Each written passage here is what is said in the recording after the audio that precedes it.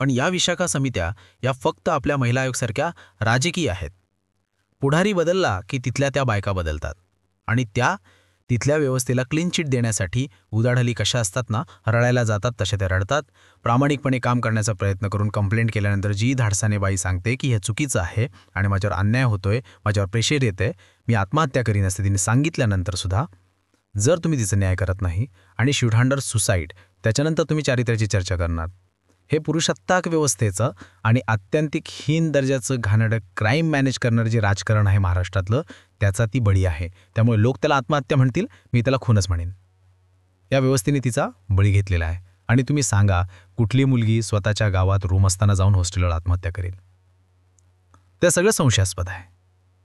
आणि म्हणूनच गायब होतात ना तुमचा शासकीय पोलीस अधिकारी. 3-3 दिवस पथक पाठवावं लागतो आणि सापडत नाही. का गेला बरे निघून? काहीतरी आहे म्हणूनच पळून गेला असेल ना. त्यामुळे मला असं वाटतं की आम्ही कोणी झालं तरी मीडिया ट्रायल करण्याची गरज नाही, किंवा तथाकथित त्यांनी सगळ्यांनी येऊन त्या प्रशासनाला वाचवण्यासाठी मुख्यमंत्री येणार म्हणून या पद्धतीची पळवापळवी करून ज्या पद्धतीने हे सगळं केलं जाते, हे करू नका. आत या. ज्यांनी महाराष्ट्राची आणि महाराष्ट्रातल्या समस्त महिलांची, तुमच्यावरच्या लाडक्या बहिणीचे 15 रुपये देऊन आम्ही तुमच्या मागे येऊ, हा मूर्खपणा संपवा. आता तुमच्या मागे या, पण सुरक्षेची गरज आहे. या पद्धतीने शिकल्या सवरल्या उच्च विद्याविभूषित प्रशासनात काम करणाऱ्या महिलांना जर तुम्ही सुरक्षा देऊ शकत नसाल, विशाखा समिती जर कार्यान्वित नेऊ शकत नसाल, तर मला असं वाटतं की या बिल्डरच्या कल्पकतेने आमच्या फार महत्त्वाचे प्रश्न आमच्यासाठी उपस्थित करून ठेवलेले आहेत. त्यामुळे या सगळ्या व्यवस्थेच्या विरोधामध्ये आम्हाला सत्यशोधन करावं लागेल. आणि मी समस्त महिला डॉक्टरांना पण विनंती केली आहे, त्यांच्या संघटनेला पण विनंती केली, याचं राजकारण नका करू. पण तुम्ही पण पब्लिक लाईफमध्ये, सार्वजनिक जीवनामध्ये तुम्ही पण काम करताय, आम्ही पण काम करतो. ही परिस्थिती तुमच्यावरही येऊ शकते. त्यामुळे आपण सगळेजण जास्त काळ सुटका होणार नाही. आणि तिचा होत असेल, तिचा मनात ज्यांनी ज्या पद्धतीने तिला आत्महत्या करायला या लोकांनी भाग पाडलेला आहे, ती आत्महत्या तिची विनाकारण झाली आणि तिच्याच परत मृत्यूनंतरसुद्धा तुम्ही सुखाने मरू देत नाही. इतकी घाणेरडी व्यवस्था तुम्ही महाराष्ट्राची करून ठेवलेली आहे. तर किमान मृत्यूनंतर तरी भक्ष्य करून तिला सोडा ना. आता पोलीस अधीक्षकांशी आम्ही बोललो, त्यावेळेला त्यांचं असं म्हणणं होतं की तिच्या पेंटिंगचे पुरावे सापडलेले आहेत. तिथे जे काही दिसतं आहे, तिने हातावर जे लिहून ठेवलेलं आहे, त्याच दिशेने हा सगळा तपास चालताना दिसतोय. महिला आयोगाच्या अध्यक्ष रुपाली चाकणकर यांनी काल पत्रकार परिषद घेतली. त्यात त्यांनी असं म्हटलंय की यातला जो एक आरोपी आहे, गोपाल मदने, जो पोलिसांमध्ये आहे, तर त्याचा तिच्याशी मार्चपासून काही संबंध नव्हता. आणि दुसरा जो आरोपी आहे, त्याच्याशी ती त्या दिवशी मात्रभर फोटो काढण्यावरून वाद झाला होता आणि ती त्यावरून भांडत होती आणि ती ते सातत्याने त्याला संपर्क करत होती.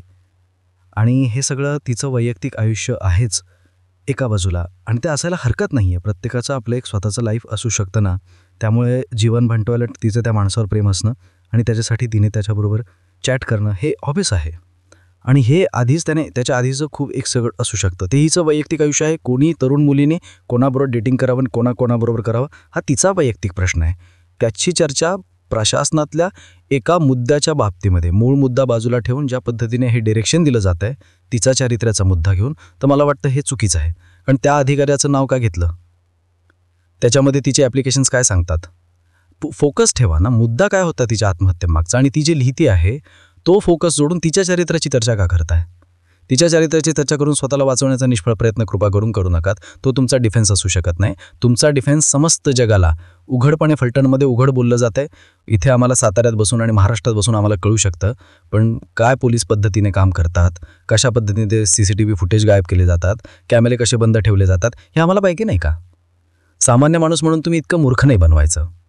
जनतेला आपल्या अधिकाराला वाचवायचं, आपल्या कोणाला अजून वाचवायचं, आणि कोणाचे याच्या मागची मास्टर माइंड ज्यांच्यामुळे हे सगळं झालं त्यांना वाचवण्याचा कार्यक्रम करायचा. तो तुमच्या लेवलवर तुमच्या पद्धतीने तुम्ही कितीही केलात. तर त्या मुलीने न्याय मागितला आहे आणि महाराष्ट्रात तिचा न्याय झाला पाहिजे. आणि सगळे सरकार 181 नाही ते एका प्रशासकीय कामाच्या संदर्भात तिच्यावर असलेल्या दबावाच्या विरोधात ती सातत्याने न्याय मागते, आणि तो मिळाला नाही म्हणून ती नावं लिहून ठेवून आत्महत्या करते. आणि ते करत असताना हे मी नेहमी तिच्याशी संबंधित त्या माणसांनी काय पद्धतीचे रिलेशन त्या दोघांच्यामध्ये होते, किंवा तिसऱ्या माणसासोबत पण होते, त्या सगळ्याची चर्चा का करताय? त्या दोघांच्या चारित्र्याची चर्चा केली का? त्यांचे चॅट काढले का? अजून कोणाबरोबर होते?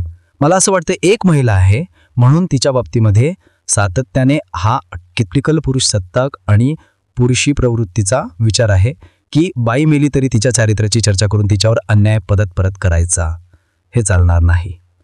ती एक प्रशासकीय अधिकारी होते, तेव्हा सिव्हिल सर्जनना फोन केला म्हणजे कॉन्ट्रॅक्ट मिळवलं, ती माणसं तुम्हाला चालतात. त्या धैर्यशील माणसावर अन्याय झाल्यानंतर समितीवर बसून तातडीने कारवाई करणं म्हणजे जमत नाही. मग कशाला कॉन्ट्रॅक्टवरती माणसं ठेवता? मला वाटतं ती प्रशासकीय अधिकारी होती, ती पुरुष होती का बाई होती डझंट मॅटर, पण तिच्यावर अन्याय झाला आणि अन्याय होतोय हे लेखी ती परत सांगते. ती शेवटच्या टप्प्यात तिला माहिती आहे, चिठ्ठी काढून टाकतील, वेगळी चिठ्ठी लिहून ठेवतील. हे समज असणारी चांगली हुशार अशी ती डॉक्टर प्रशासनातली अधिकारी आहे. त्यामुळे तिने स्वतःच्या हातावर लिहिलं आहे.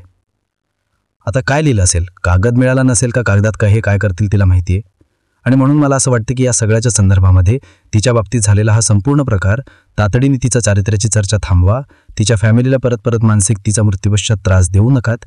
हे सगळं प्रकरण हे तिथे घडलेल्या प्रशासकीय कामकाजात तिने संबंधितांना मदत केली नाही, म्हणून जो दबाव आला तो अर्ज तिने लिहिला, माझ्यावर अन्याय होतोय असं ती म्हणाली, आणि मग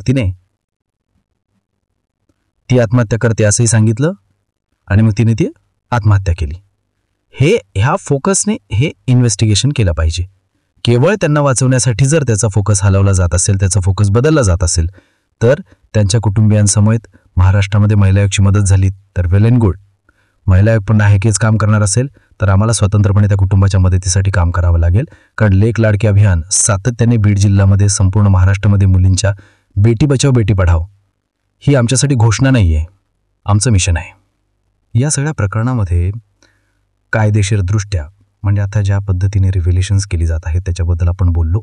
कायदेशीरदृष्ट्या काय व्हायला हवं होतं, कारण सब्जेक्टमध्ये आता इन्व्हेस्टिगेशन सुरू आहे आणि सब्जेक्ट पण आहे मॅटर न्यायप्रविष्ट असताना अशा पद्धतीचं वक्तव्य होणं, अशा पद्धतीचं रिव्हिलेशन्स होणं नाही. म्हणून ज्या न्यायाधीशांनी त्यांना ते जामिनाला नेले त्यावेळात समज दिली पाहिजे की या पद्धतीने शासनात लोकप्रतिनिधी किंवा नेमलेल्या आयोगाचे अधिकारी राष्ट्रीय असतील किंवा राज्य स्तरावर असतील, ते जर असे स्टेटमेंट्स देत असतील तर विशेष म्हणजे हे बरोबर नाही आहे. त्यांना समज मिळाली पाहिजे, त्यांना शिस्त सांगितली पाहिजे की अशा प्रकरणांमध्ये कसं हाताळलं गेलं पाहिजे. आणि तुम्ही ज्या पद्धतीने कामकाज चालेल ते शासनाचे ते विचार करता, तुम्ही समोर आणता, ज्या पद्धतीने तुम्ही बोलता आणि वर चारित्र्यहनन करता, मृत्यूपश्चात एखाद्या व्यक्तीचं चारित्र्यहनन करता, नाव घेऊन करता, हे चालणार नाही आणि हे न्यायासनासमोर गेलं पाहिजे.